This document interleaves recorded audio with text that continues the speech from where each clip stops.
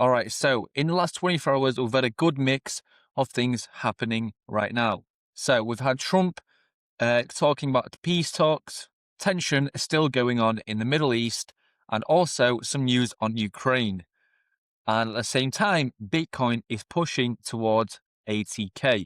And now these things might actually feel like they're separated, but they're actually all connected. So today we're going to go through everything and we're going to clear everything up in a very simple way.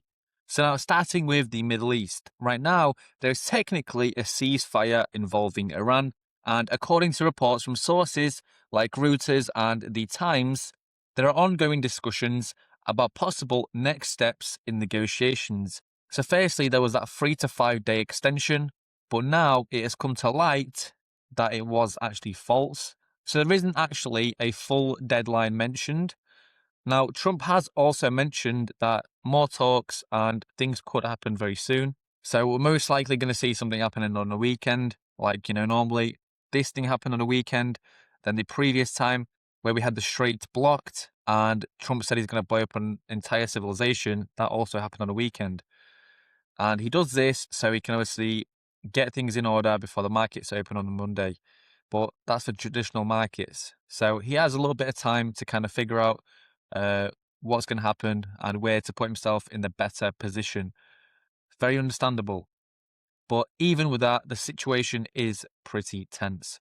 And now there have actually been reports of activity around these major global trade routes, like the Strait of Hormuz. And now the US still has that strong military presence in the region.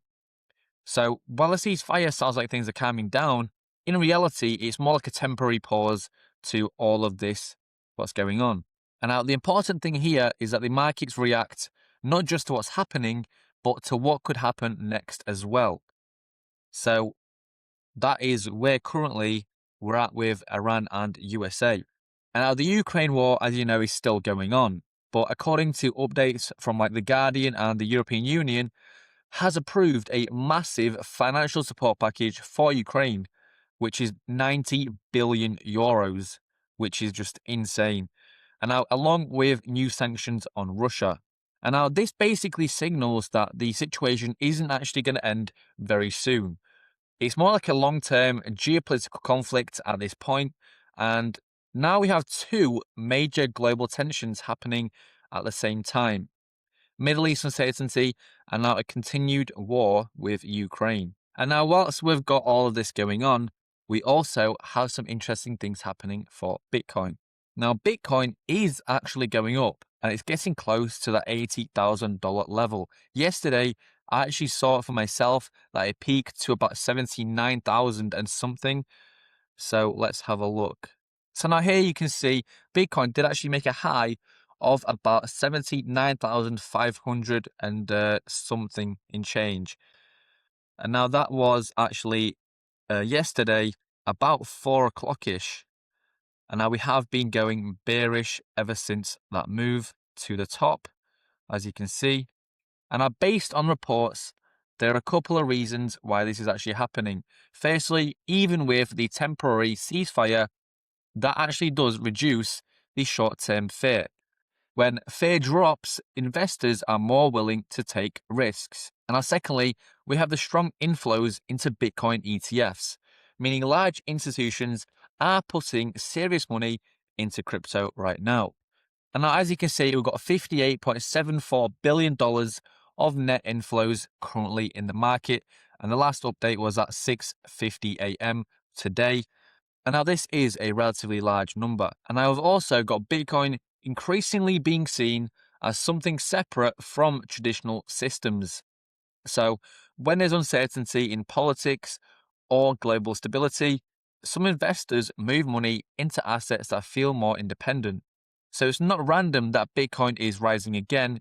It's actually reacting to what's happening around it. And now it's not actually just Bitcoin that's moved. Stock markets have also been rising, especially companies that are connected to crypto, like Coinbase and Robinhood, which have seen gains recently. And now at the same time, oil prices are still stable, mainly because of this Middle Eastern situation. So what we're seeing right now is very fast moves across the market. News comes out and within hours, money moves as well. So that's the kind of environment we're in right now. So if we were to actually zoom out and have a look at the bigger picture, the situation would be that there is still a global conflict happening.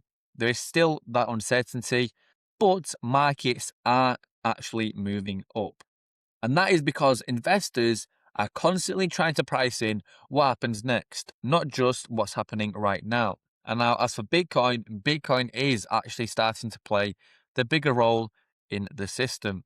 It's no longer just a niche thing, it's a part of how people actually respond to global events. So, yeah, that is the current situation right now. So, the main thing to currently watch for is what happens in the Middle East as this situation develops, because that's likely going to affect everything else, including Bitcoin, of course. But yeah, I want you guys' opinion on what is going to happen next. Like, let me know what you think. Are we going to see Bitcoin going past this resistance level of that 80K? But yeah, I will definitely keep you guys updated on the upcoming days if anything important does happen. So today is not too crazy, but it is definitely something worth knowing. And before we wrap up, make sure you guys check out Evedex in the description below, which is a fully decentralized platform. So if you're looking to trade, then look no further than that description box down below. Now, as always, drop a like, that'll be greatly appreciated, and subscribe to stay up to speed with the latest market moves. Now, thank you guys for watching, and I'll see you in the next video.